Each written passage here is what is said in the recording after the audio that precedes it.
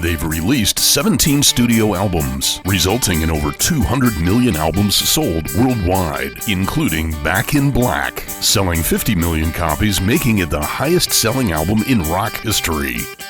With sold-out stadiums, arenas, and concert venues over the last 40 years, and their latest album, Power Up, released in late 2020. AC/DC remains one of the greatest rock bands in the world, and we're going to talk about it. This is For Those About to Talk, the AC/DC podcast, with your hosts Eddie Payne and Tommy Pearson.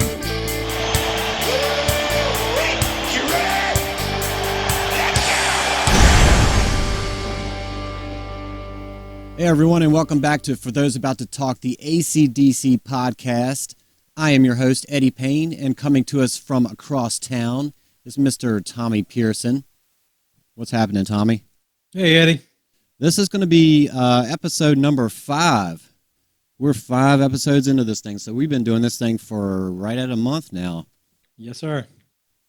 Today's episode, we're going to focus on Back in Black.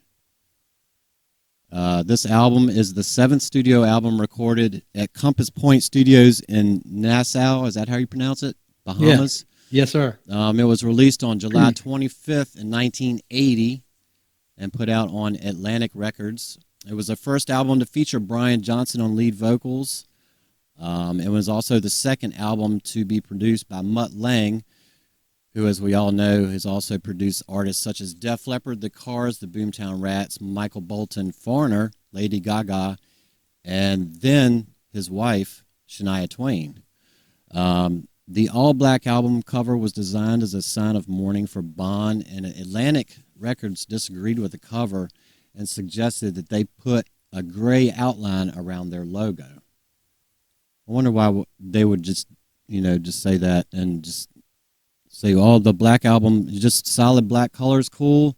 I don't know why they made them put the outline around it. It doesn't make sense, but maybe they wanted to highlight their logo or something. Yeah, it's cool both ways. I mean, I've seen that cover reproduced several different ways. Even though the cover was solid black, the letters for AC/DC and the title of the album, Back in Black, were embossed into it. And that's one way I've seen it. And then I've got one I'm holding in my hand right now of the one with the gray outline on the AC/DC logo, but Back in Black is still down there. It's just embossed in. And then I've also seen the cover where they made the letters for the band name for AC/DC solid white. That's my least favorite. I don't like that one at all. But all of them look cool, man. And needless to say, it sold a gazillion records, so it does. I don't think what was on the cover mattered too much. Yeah, I've only seen the one that we all know, the black with the gray on it. The singles that came out on this album, you've got "You Shook Me All Night Long." That was released in 1980. That was the first single from the album. You got "Hell's Bells." That was released on Halloween of 1980. Back in Black was released on the 21st of 1980, and Rock and Roll Ain't Noise Pollution didn't come out until the following year in March on the 15th. So a little bit of time after. It didn't seem like there was a whole lot of time in between each release. Looks like they released them pretty quick. No, you and I have talked about this, and I say this to people when they talk about AC/DC and they talk about the album Back in Black and how huge it is, which, now, of course, yeah, I mean, it's sold a lot. But right out of the gate, it was not that popular an album. And, a personal story for me was, Bon Scott had died in February, and they got Brian Johnson quick, man. I think they announced that he was the new singer in the band on April 1st, I believe. And they immediately just went in. They had the music all ready to rock, and they just went in and recorded the album. And then the album comes out in July. So, I mean, not a whole lot of time to get Brian in, get everything done, get the album rehearsed, play it, recorded. Mutt Lange is a perfectionist. That should have taken some time. But all in all, from being on tour with Bon Scott to him dying to the album coming out was, just a little over 4 months. And that's incredible, especially given the quality of all the songs and the eventual sales of the album. But like you were saying, the first single was "You Shook Me All Night Long," and I've got a Billboard's top 40 hits thing. It shows you all the charts all the way back, and you can look them up by date. So I went back to see how "You Shook Me All Night Long" did, and it only hit number 35 back when it was released. Now they may have re-released it. I remember when they came out with that second video, probably around the time that Who Made Who came out. They came out with a new video for it, the black and white video where Brian Johnson is walking around the streets of London, and Angus and Malcolm are both wearing schoolboy uniforms, and they got the girls on the mechanical bulls and all that stuff. Simon Wright is on drums for that video, so it was late, done later than like 85 or 86. I'm not sure if it charted higher then, but according to this Billboard chart book I've got, it only hit number 35, and it was only in the charts for 3 weeks. Now that's "You Shook Me All Night Long." So, like I said, it was not a great big out of the gate seller. Back in Black, the single for Back in Black, only hit number 37, but it stayed in the charts for 5 weeks. So it actually lasted longer than "You Shook Me All Night Long," and it almost got as high a chart position. It's just weird how your memory plays tricks on you. You think, yeah, that album came out and everybody freaked out, and AC/DC was the biggest thing since sliced bread, but it was really a kind of a slow build. Yeah, in 1980, it peaked at the Back in Black album peaked at number 4 on Billboard's Top 200, which is pretty high on the Top 200. Right. Yeah. And it went, it was number 1 in France and UK, Canada, and Australia. And then in 2021, just last year, the album was named the number 6 top rock album on Billboard. Yeah. So that's a pretty big deal. It's, beyond how it started off, it's the staying power of this album is a testament to how good it is, in my opinion. They were going through some changes at the time. Personally, I was, and a lot of people were, a little bit wary of what they might be on the new album. I loved Highway to Hell so much. It's my favorite AC/DC album, and I loved it so much, and I was looking forward to them coming out with something new. But then when Bond died, I was like, oh, God, I don't know. And, I read about the new singer and saw pictures of him and stuff, and I went, yeah, okay, maybe, whatever. But when the album came out, I didn't even buy it right away. I mean, I waited a long time before I bought it. So, like you said, it came out in July of 1980. And I was on summer break from high school. And a friend of mine, also from high school, he was a little bit younger than me, he called me up and said he had tickets to see AC/DC on the Back in Black tour. So the show that he had tickets to was going to be August 6th in Norfolk, Virginia. So that's only 2 weeks after the album came out. And I turned him down. I said, I'm not interested. They've got a new singer. I'm not too sure. I definitely didn't have the album yet. So I was like, I don't think I'm going to go see that. And just to give you an idea of how it didn't come blasting right out of the gate and everybody jumped on it, the Norfolk Scope holds 13,000 people. And that's where the show was. And they sold barely over 3,000 tickets. So in a huge place like the Norfolk Scope, it was practically, might as well go ahead and say it, it was practically empty. I looked up the show on setlist.fm for that show, and they only did 14 songs, which is a kind of a short show. And maybe they did that because it didn't sell that well. I don't know. But it's also interesting to see that they did 5 songs off of the new album. And the one thing that I wanted to see was what their show closer was, because this is pre For Those About to Rock. So I was like, well, I wonder what they used to close with back then. And they closed with Let There Be Rock, which makes a lot of sense. Yeah. That's a good show closer, in the pre-canon days. Right. But that show, so my friend was going to let me go for free. He was going to give me the ticket if I just drove, because I was 16. Now that I look back on it, I go, yeah, he was going to give me the ticket, but the ticket was only $7.50. Wow.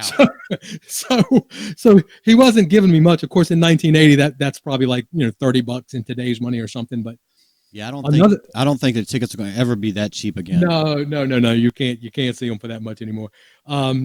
Another thing that I thought was interesting when I looked up the show that I missed, I didn't remember who the opening band was, but in my mind, for some reason, I thought it might have been Pat Travers, but it wasn't. When I looked it up, it was a band called Nantucket, which is okay. So Nantucket is a town in New England, in Massachusetts. So you would think Nantucket, the band, probably came from Massachusetts. Nope, they were from North Carolina. I remember that band. I'm from way down south in Virginia. I'm from about 10 miles from the North Carolina line, and I remember Nantucket, the band, and the name of the album that they put out in 1980 when they were going to open for AC/DC, the name of their album was "It's a Long Way to the Top," and they covered that song on their album. So I was like, man, that's weird. I wonder if they would have done that, if they did that song in concert when they opened for AC/DC, because of course, they didn't have a bagpipe player, but they had a keyboard player, so he could have mimicked the bagpipes on keys. And AC/DC wasn't doing that song anymore, so maybe they did, maybe they didn't. I don't know, but I wish I'd. Long story short, too late for that. I wish I'd gone to that damn show. Yeah, that would have been. I've never had the opportunity to go to an AC/DC show, and I'm hoping that, fingers crossed, they're going to come near here so I can, scratch that off my bucket list. Yeah, you definitely. Everybody needs to see them at one time or another. The DVD shows that they've put out, though, are pretty damn good. And of course, YouTube. You can see a gazillion different shows on YouTube, and you definitely get to see the performance when you watch a video of them, but it's the feeling in the room, in the arena, the electric feeling of the audience, and how connected you are to the band, and how loud it is, and all that stuff, and the not knowing what's coming next. You can't just pick up the cover and go, oh, they're going to play "Shoot to Thrill" next. It's every song is a surprise. So I hope you get a chance to see them too. And I hope I get one more chance to see them. I'm hoping that they will tour one more time before they call it a day. So, and I hope they put out another record or two. I mean, even if they stopped touring, if they kept putting out records, I'd be kind of happy with that. So let me ask you this: since you've seen them on every tour since what album? Since 1986, Blow Up Your Video. Okay, so since then, can you tell the difference from back then till your latest tour that you saw them on? Like the sound quality, is it better, clearer? Is it more distorted with today's technology? I know the last couple concerts I've been to, the sound has been so clear and so clean, not distorted, and not as loud and hard to hear. Yeah, the very first show I remember was super crazy loud, the Blow Up Your Video show that I saw. And I was right up front. This was back in the day when there was still a lot of venues that did general admission. So you just got there early and ran as fast as you could to get down front. And I was, right up against the stage. And that one, it was crushingly loud. I mean, you could hear everything, but it was really, really crazy loud. And, then, like I said, I've seen every show since then. And I would have to say probably sound quality wise, the one that I remember, I could be wrong, because it's been many, many years since I've seen any of these shows. Even the last one that I saw Rock or Bust has been years ago now. I think the cleanest one that I ever saw was probably Razor's Edge. And that is my favorite show that I saw them do with Brian Johnson on vocals. The Rock or Bust show that I saw had Axl singing lead on it. So my favorite tour that they did with Brian Johnson was definitely Razor's Edge. The others were loud. Rock or Bust was louder than hell. I mean, with Axl singing, it was super crazy loud. That was in Washington, D.C., and it was super crazy loud. By then, back in '86, when I saw them the first time, I didn't wear earplugs to shows. I corrected that, years later, probably in the mid '90s, I started wearing the earplugs to show. And I have to say, that makes all the difference in the world. When you go to see a show, if it's too loud and you put earplugs in, it takes a little bit off the high end, but it takes some of the rattly, trashy sound out of it. It makes it clearer. And one thing that I've noticed when I wear earplugs to a show, normally when I would go and see a loud show, and I've seen Motorhead and I've seen the Deftones and I've seen, you name it, man, I've seen them. when the singer is talking to the audience between songs, normally it just sounds like that's all I can hear, right? You wear earplugs and I hear every word, every word. So I know it's just that it's too much for I don't know about most people, but it's too much for my ears to take because it's so loud I can't even make out a word that they're saying. Put in earplugs, crystal clear. Yeah, I can recall the first concert I ever went to was it was here in Richmond, Virginia, at the Richmond Coliseum. It was Poison and Tesla, and it was like 1988, 89 ish, something around there. And I can remember like walking in, and once they started playing it, of course, it was like it was so loud it was just, in that big space, it's hard to hear. But then once they started playing, if you put your fingers in your ears, everything was a lot cleaner, and it wasn't all like in your face and distorted. You could actually tell what it sounded like. It's interesting because, of course, that's what hard rock fans want. They want it big and loud. But I've gone to see some shows like I saw Fleetwood Mac. I've seen the Eagles. I've seen Steely Dan. I've seen Donald Fagen of Steely Dan on his solo tour. All of those bands play a lot quieter than AC/DC and Motorhead and Motley Crue and whoever the hell else. And, say what you will about their music. I mean, the music is way more laid back too. Most of the audience is sitting in their seat the entire time, and that doesn't happen at an AC/DC show. But it is something to be said for turning it down a little bit to the point where you can hear all the instruments clearly and all the vocals clearly. Yeah, definitely. Getting back to the Back in Black album, did you know that there were early demo recordings of Hell's Bells and Have a Drink on Me where Bon actually played the drums?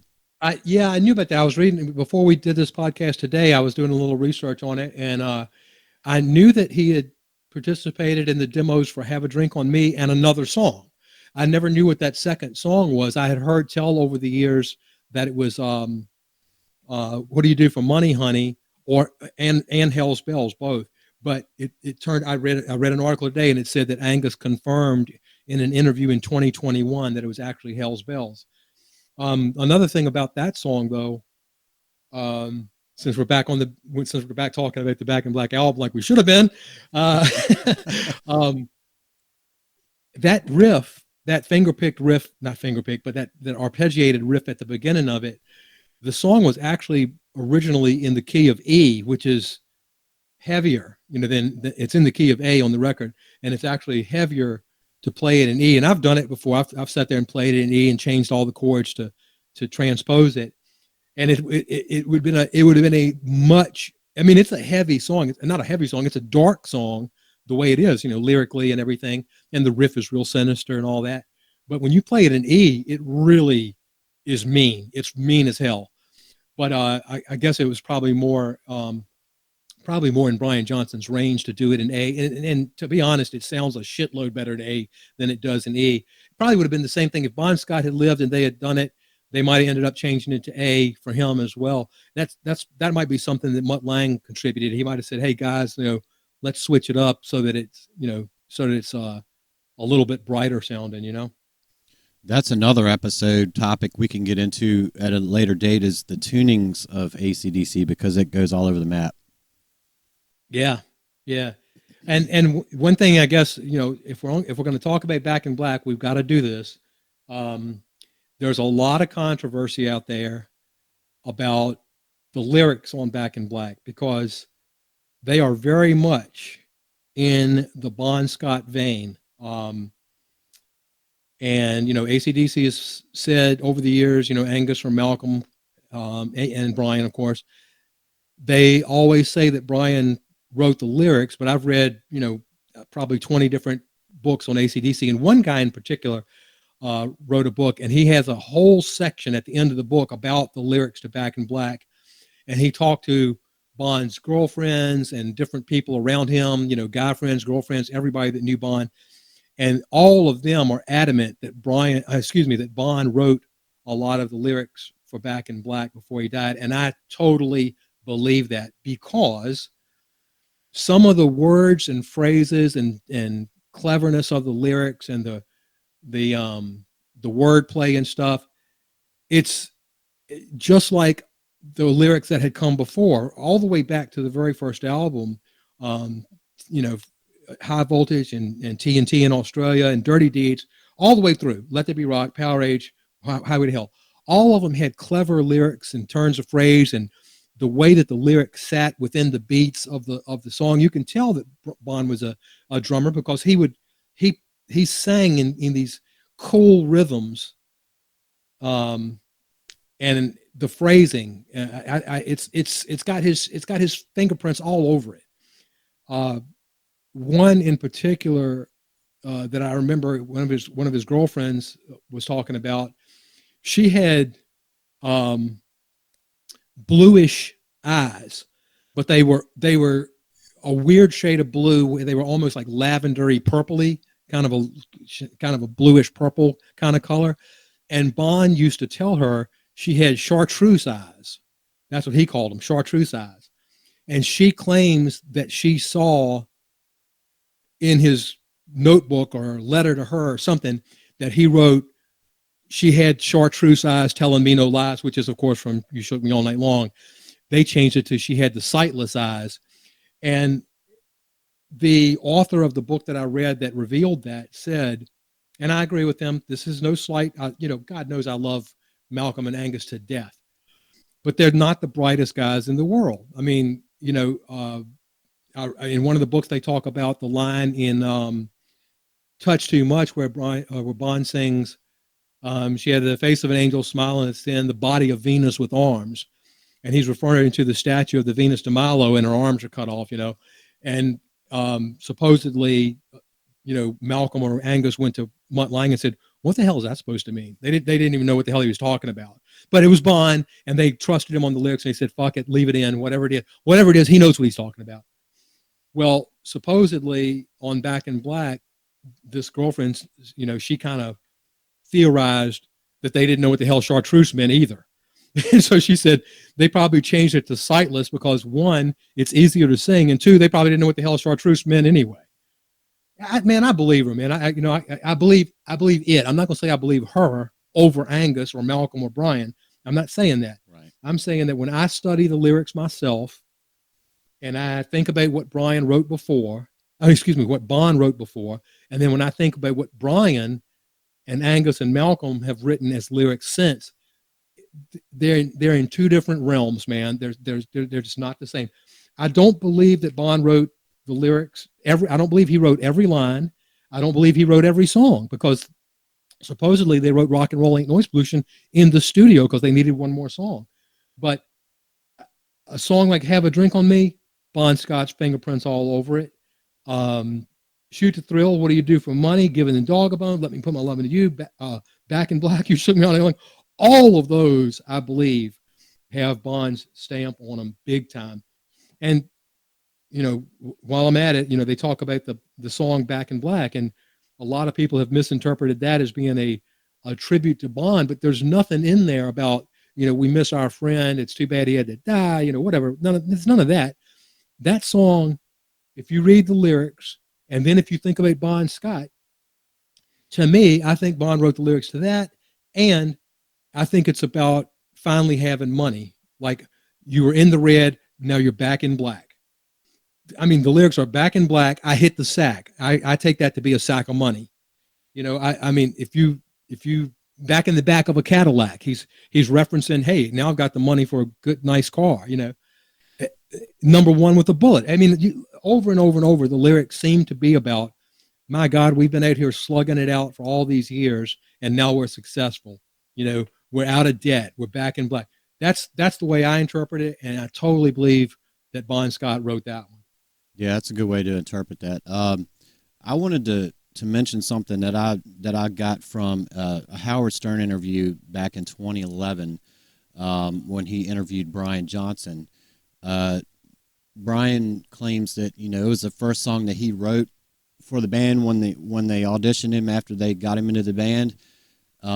and he said that Mal told him that after hearing the recording of the song, it was like the best rock and roll song he'd heard in his life. So I've got a feeling that there may have been some Bond lines laying around, and they just kind of compiled them together with some of Brian's thoughts. Because some of the lines that Brian was talking about, like the intro, she kept her motor clean, that kind of the line. That sounds more like a Brian Johnson line, but I'm sure that there's probably some controversy as to how that song was written as well. Yeah, absolutely, man. I totally believe that Brian contributed to that for sure. Um, a lot of people will contribute. I can't remember. I'll have to look, but I know Mutt Lange produced it, but I think one of the engineers, I can't remember the guy's name now, Tony Platt, I think is his name. And I read an interview with Tony Platt, and he said working double time on the seduction line. He said, I wrote that line. That's my line. We were all sitting around pitching in lines, and that was mine. Well, you're not going to get a songwriting credit for one line, but I believe him. I believe that's how people work in the studio. I believe that Mutt Lange would contribute a line. I believe Malcolm and Angus would throw a line in. I believe Brian Johnson did. And you're right, man. The line that you just said, she was a fast machine. She kept her motor clean. Well, everybody knows Brian Johnson's a gearhead. He's absolutely a huge automotive enthusiast. So that damn sure sounds like something he could have written. And I totally believe that a bunch of guys standing around trying to complete a song. I mean, Angus and Malcolm will say a lot of times they'll have a musical idea, and they'll have one line for the chorus. Like, maybe they've got the riff put together, and they go, "We want to call this one 'You Shook Me All Night Long," and that's all they've got. That's all they've got. They've got a title, and they've got the chord progression and the chorus riff. And then they go, okay, now let's see what's a story that we can tell about that. We can, let's flesh this out. And then they all sit down and throw lines out and write it together. You look at all the stuff that Mutt did with Def Leppard. Def Leppard, generous guys, man. I don't know how much he contributed, but they gave him co-writing credits on almost everything, on Hysteria and Pyromania and all the way back to High and Dry. Mutt Lange would get a co-writing credit. I don't know how much he did. Maybe he just helped him arrange the songs. Maybe he came up with a key change. Maybe he wrote a bridge because everybody knows he plays. Maybe he wrote some lyrics. Who knows? But he must have contributed a lot to get a songwriting credit. But the other thing about AC/DC is, as we know, they are pretty solid. I don't give a damn if Cliff or Phil came in with an entire song written. It's going to be credited to Young Johnson or Young Scott, because they're just like the Stones. Every song is credited to Jagger and Richards, and Ronnie Wood wrote "It's Only Rock and Roll, But I Like It." He wrote that. He had that song before he joined the Stones, and then he joins the Stones, and it becomes a Jagger Richards composition. It's like, but what can you do? I mean, you're making $1 million. You're not going to stir up too much trouble. That's probably more money than Brian Johnson had made in his lifetime so far when he got into AC/DC. So, he's not going to rock the boat, man. And from what I understand, the band is constantly still to this day giving money to the Bond estate. Yeah, I've read that too. The same book that I'm talking about, where the guy goes into detail about the notebooks, the missing notebooks of lyrics and things like that. He talks about that. He says that there's a confidential agreement for the royalties off of Back in Black. All the songs are credited to Young Johnson, but he claims that Bond's estate gets money from that album, and who knows how much. I mean, it could be 30% Malcolm, 30% Angus, 30% Brian, and 10% Bond's Scott's estate. But regardless, that is a confidential agreement, and we'll never know the details of it. And that too makes me think that his lyric books were rated a little bit. Yeah. Still a great album, man. I don't care what anybody says. Back in Black, still my favorite album. Yeah, you know what I wish they would do at some point? If I ever worked for like a guitar magazine or something, if I was going to interview Angus Young, they always ask him the same stupid shit. You know, they ask him where the name came from. Where'd the schoolboy uniform? Blah, blah, blah. Hell, what was it like playing with your brother? Screw all that. I want to know, and other bands, I've seen interviews like this, and it's pretty cool. I would like for him to go through these songs and go, all right, Hell's Bells, who wrote that first riff? Did you write that, or did Malcolm write that? And did the other one come in and help? I mean, how did y'all change it around? Was it more or less complete from the demo stage, or that's the kind of shit I'm interested in. Hell's Bells to me sounds like an Angus thing. Shoot to Thrill sounds like a Malcolm thing. I mean, in my mind, that's just, I don't know if I'm right or wrong, but in my mind over the years, I've started to think about certain songs and gone, oh, that's got to be a Malcolm riff right there. Like, I think Shoot to Thrill is because Malcolm does the intro, the riff, the choppy chords. It's exactly like the feel to If You Want Blood, You Got It. And Malcolm does those choppy chords. And I sit there and I go, okay, if Angus had written that, he would have probably said, look, man, I'll do that. You come in later. But I think that Malcolm probably wrote those because one, both of them are very similar. And two, he intros them both, which is, kind of a sign to me that he went, nah, no, I need to be able to do a little something here. I'd like to hang out with Brian Johnson and just say, come on, mate, let's go get a drink. Oh, that would be cool, man. Yeah. I got a friend that lives in Tampa. And when I was down there, I went to Brian Johnson's stomping ground down there, around Sarasota where he lives. I used to have his address somewhere. A friend of mine worked for MTV in the 90s. And when they were recording the song Ball Breaker, he met Brian Johnson and Phil Rudd and hung out with them a lot. Wow. And, and Phil Rudd's a gearhead too. Right. Well, my friend used to race miniature Formula One cars. Well, Brian Johnson did too. So the next thing you know, they would meet up at, tracks like, they'd be racing Atlanta, let's say, and my friend would go down to Atlanta and Brian Johnson would come up from his home in Florida and go to Atlanta, and they'd hang out for the whole weekend racing cars together and stuff. And he gave me Brian Johnson's home address, like I was going to ever use it for anything.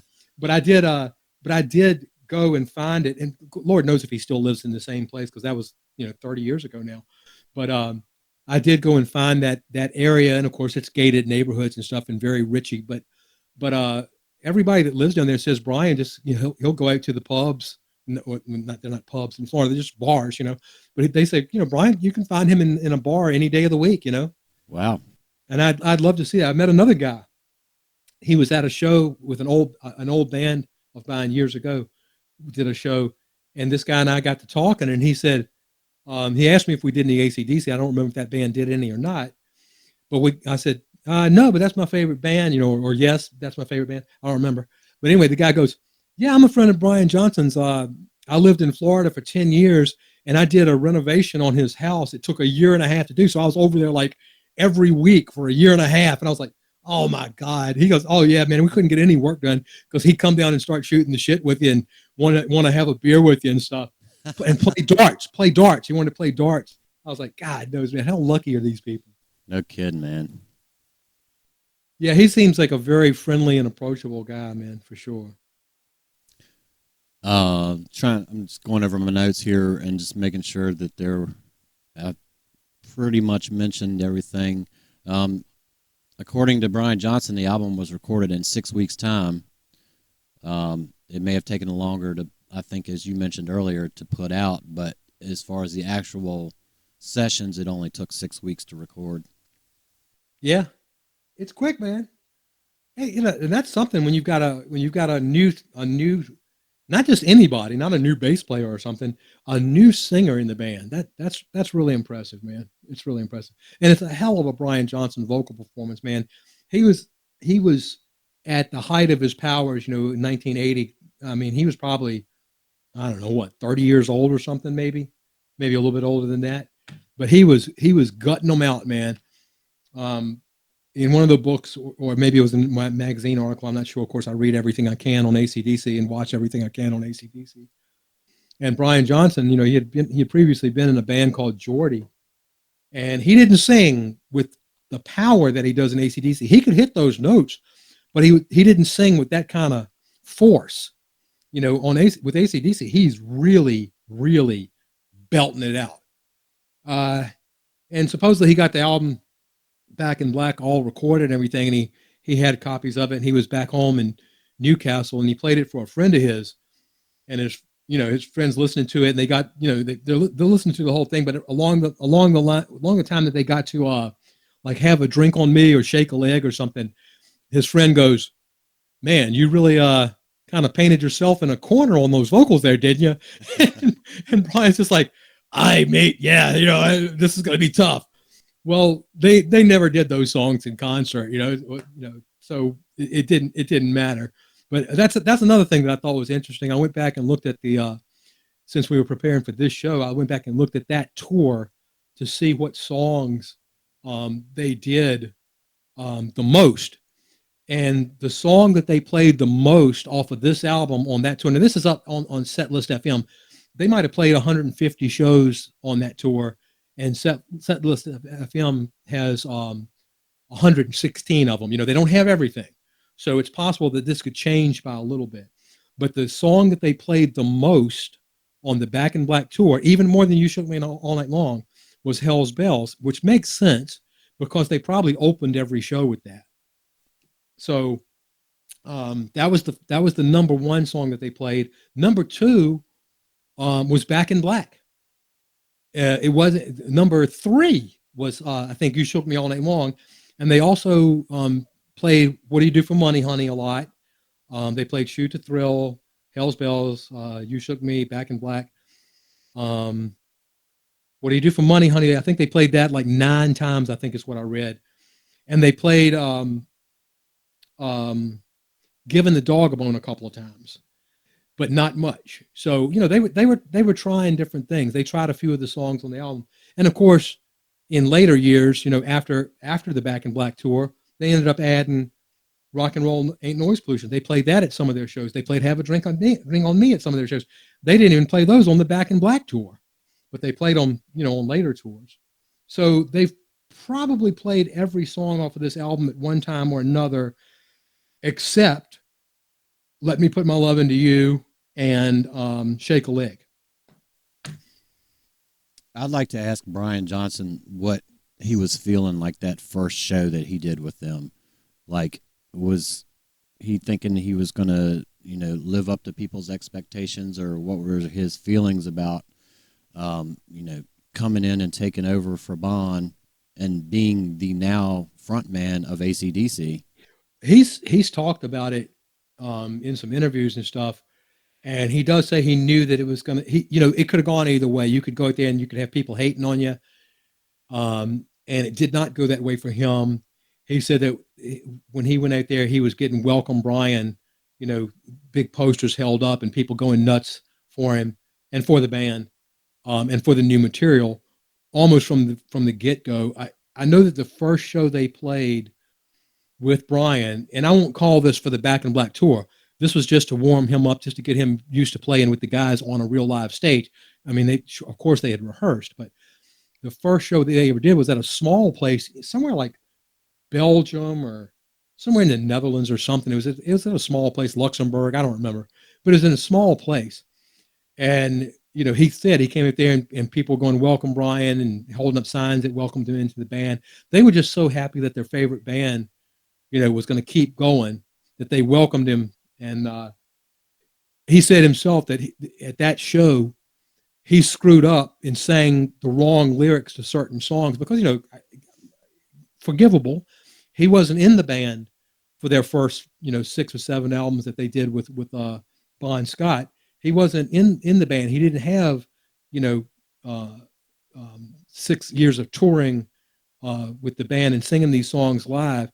He was doing it, new, fresh and new. And he sang the lyrics to something by Bon Scott to the music of the wrong song. And he laughs at himself about that. And I'm sure he doesn't say people booed him or gave him any shit. He doesn't say that Mangus and Malcolm, punched him in the face after the show. He's just like, yeah, I was so nervous I fucked up and sang, the Problem Child lyrics to, a different song, whatever. But I think for the most, and Lord knows he proved himself, and Lord knows shortly after that, when the album started to sell and they started touring America, you know, they were unstoppable. I mean, their popularity was just growing and growing, and I think people just gave him props. He and Bon Scott are completely different, but both of them are so damn good in their own way. You can't hate on the guy. Right. I mean, right.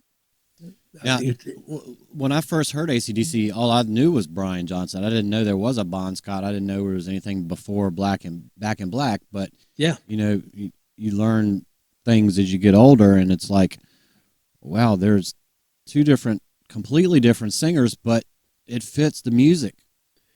and he's an extremely likable dude too.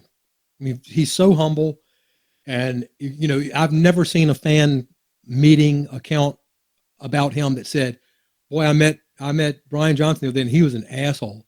Or I met Brian Johnson, he wouldn't let me take a picture. He wouldn't sign my, whatever. Every single story you've ever heard from a fan about meeting Brian Johnson has been like, "Oh my God, we sat down and had a beer together. He bought my meal, whatever." He's just a nice guy, man. He's just, I mean, he doesn't have quite the kind of like the outlaw swagger of Bon Scott, like that element of danger. Right. But he's just as super nice a guy. Everybody says that about Bon Scott, that he was a super nice guy, and if you met him somewhere, he'd sit down and have a drink with you and shoot the shit with you, and act like you were just as important as he was. Treated you like a friend, not a fan.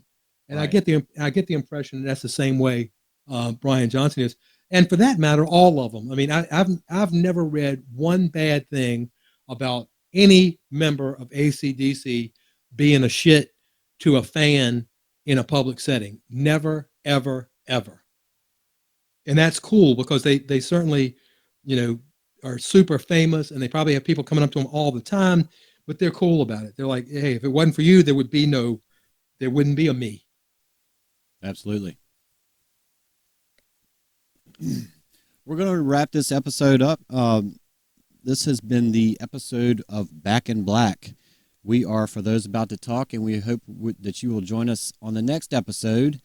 We will see you again soon. I'm Eddie Payne, and this is Tommy Pearson. Adios. For Those About to Talk, the AC/DC podcast has been produced and hosted by Eddie Payne, along with co-host Tommy Pearson. Show intro voiceover by Jerry James. For Those About to Talk, the AC/DC podcast is on the following platforms: Stitcher, Google Podcast, and Amazon Music. For video of today's podcast, please join us on YouTube. Follow us on Facebook, also on Instagram. Just search For Those About to Talk, the AC/DC podcast. Thank you for listening and watching. We hope you'll join us again soon.